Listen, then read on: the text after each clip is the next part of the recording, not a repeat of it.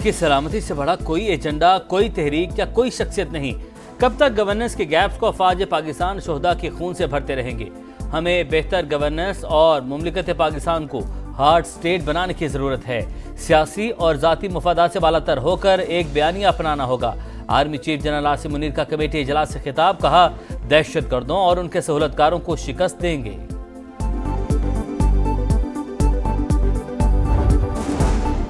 अफगानिस्तान दहशतगर्दों की अमाज का बन चुका। इर्द गिर्द वाले मत समझें कि आग उन तक नहीं पहुंचेगी। दहशतगर्दों की माली मदद करने वालों का भी पता लगाना होगा। बिलावल भुट्टो का पार्लिमानी कमेटी के इजलास में इज़हार ख्याल, कहा अफगानिस्तान से दहशतगर्दी का मामला सफारती सतह पर उठाना होगा। आलमी बरादरी को अफगान हुकूमत के किरदार से आगाह करना होगा। दुनिया खुद को इस खत्ते से अलग थलग नहीं रख सकती। किसी को पाकिस्तान के अमन और इस्तेहकाम को नुकसान पहुंचाने की इजाजत नहीं दी जाएगी। सियासी और अस्करी क़यादत का दहशत गर्दी के मुकम्मल खात्मे का अज़्म। नेशनल एक्शन प्लान और अज़्म इस्तेहकाम की हिकमत अमली पर फौरी अमल दरामद किया जाए। कौमी सलामती की पार्लिमानी कमेटी का इंसदाद दहशत गर्दी के लिए कौमी इत्तफाक की जरूरत पर जोर। मुशावरत का अमल जारी रखने का फैसला वज़ीर आज़म ने एलामिया पढ़कर सुनाया। कमेटी ने मुतफ़िका तौर पर तौसीक कर दी। इजलास में दहशत गर्दी की हालिया कार्रवाई की मजम्मत। बाज़ अपोजिशन रहनुमाओं की अदम शिरकत पर इजहार अफसोस। सोशल मीडिया प्लेटफॉर्म्स के बढ़ते गलत इस्तेमाल पर तशवीश का इजहार।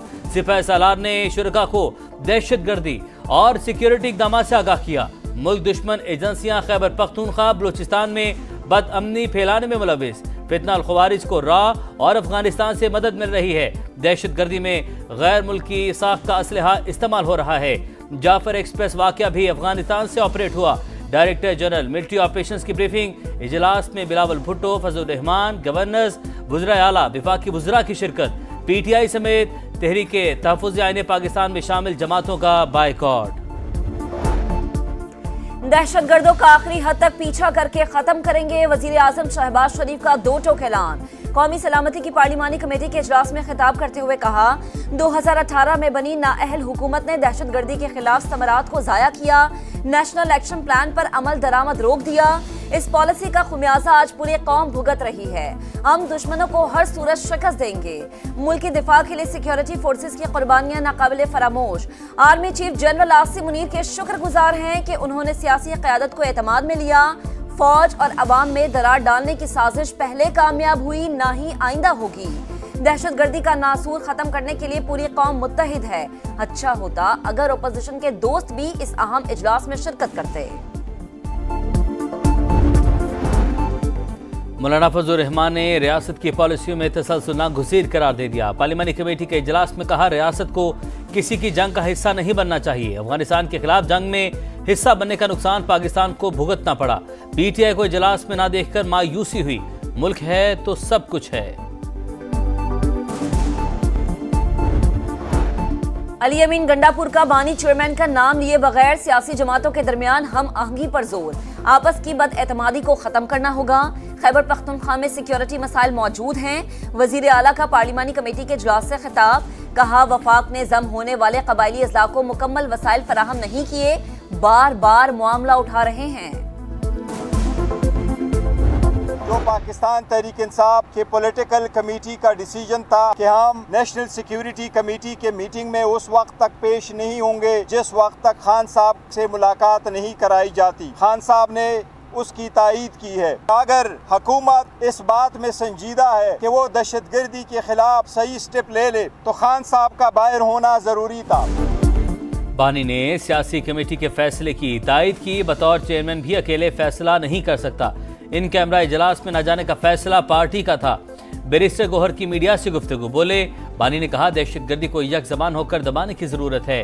नाजुक मामले पर कोई सियासत नहीं होनी चाहिए। पाकिस्तान रहेगा तो सब लोग अपना अपना किरदार अदा करेंगे। उमर अयूब ने कहा नेशनल सिक्योरिटी इजलास बुलाने का अचानक फैसला किया गया, हमें बानी से मुशावरत नहीं करने दी गई। बाइकॉट का फैसला पाकिस्तान के हक में किया। अलीमा खान बोली बानी ने कहा कि पार्टी मेरी इजाजत के बगैर कौमी सलामती कमेटी इजलास में शिरकत नहीं कर सकती। हालात से बेखबर रखने के लिए उनका TV बंद है।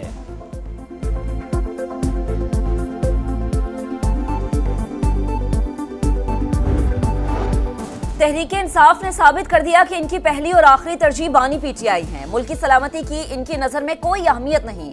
ख्वाजा आसिफ बरस पड़े। एक्स पर लिखा, वतन दहशतगर्दी की आग में जल रहा है। अपोजिशन अपने मफादात की सियासत कर रही है। इससे बढ़कर मुल्क दुश्मनी नहीं हो सकती। कलदम टीटीपी बीएलए मजीद ब्रिगेड को तालिबान हुकूमत की पुष्ट पनाही हासिल। पाकिस्तान ने अफगान सरजमीन से दहशतगर्दी का मामला सलामती कौंसिल में उठा दिया। अक़वाम मुत्तहिदा अफगानिस्तान से दहशतगर्दी को तरजीही मसला करार दे। पाकिस्तान के मुस्तकिल मंदूब मुनीर अकरम का मुतालबा। कहा, सबूत है जाफर एक्सप्रेस पर हमले की मनसूबाबंदी अफगानिस्तान में हुई।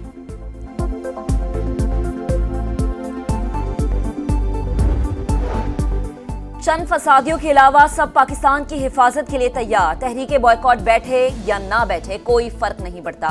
ये हर मामले में मुल्क के खिलाफ खड़े होते हैं। पार्लियामेंट को मिलकर इनका हल निकालना चाहिए। अज़मा बुखारी की तनकीद। कहा, सिक्योरिटी इदारे पाकिस्तान के मफाद का तहफ़्फ़ुज़ करना जानते हैं।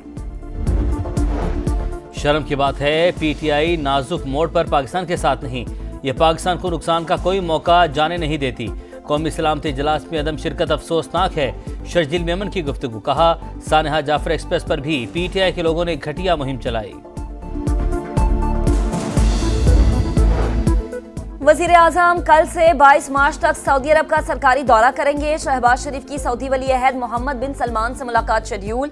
दोनों रहनुमा तिजारत अहम शोबों में शिराकतदारी बढ़ाने का जायजा लेंगे। तर्जुमान दफ्तर खारजा के मुताबिक गजा की सूरत हाल, मशरक़ वस्ता में बदलते हालात और मुस्लिम उम्मा के उमूर ज़ेरे गौर आएंगे। पेट्रोल और डीजल की कीमत में भारी टैक्सेस अवाम पर बड़ा बोझ। 1 लीटर पेट्रोल पर 70 रुपये लेवी समेत 95 रुपये से ज्यादा टैक्स वसूली। डीजल पर 90 रुपये 44 पैसे फी लीटर टैक्सेस। समा तफसीलात मंजर आम पर ले आया।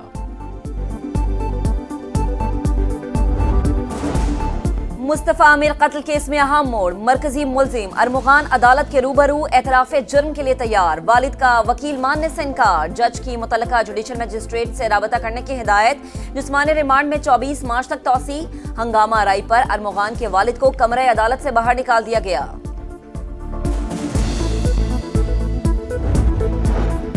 कराची के इलाके कोरंगी में मेहरान टाउन में बीवी को आग लगाने वाला शौहर गिरफ्तार। वकास की दूसरी ख्वातीन से दोस्ती थी, मना करने पर बीवी को जलाया। मुलजिम ने 2 साल कबल राबिया से पसंद की शादी की थी।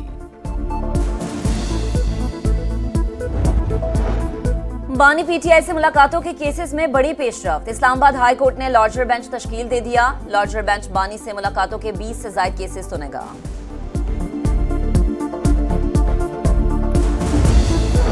गजा में एक बार फिर निहत्ते फलस्तीनियों का कत्लेआम। इसराइल ने जंगबंदी माहिदे की धज्जियां उड़ा दी।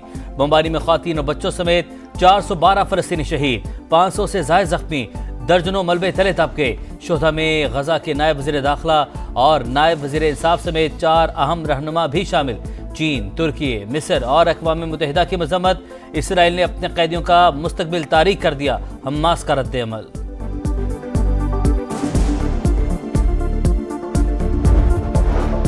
भारत के शहर नागपुर में इंतहा पसंद हिंदुओं का औरंगजेब आलमगीर का मकबरा गिराने के लिए एहतजाज। बलवाइयों के हमले, मुसलमानों के इलाके में तोड़फोड़, हंगामे फूट पड़े।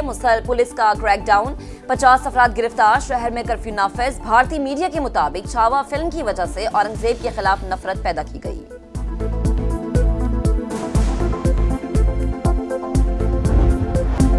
कीवीज का वार, शाहीन फिर शिकार।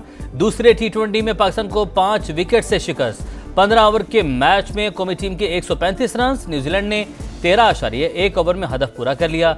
साइफर्ड और एलन की जारहाना बैटिंग। शाहीन आफरीदी के 1 ओवर में 4 छक्के। 5 मैचेस की सीरीज में 2-0 का खसारा। शाहीनों के लिए सीरीज डू और डाई बन गई।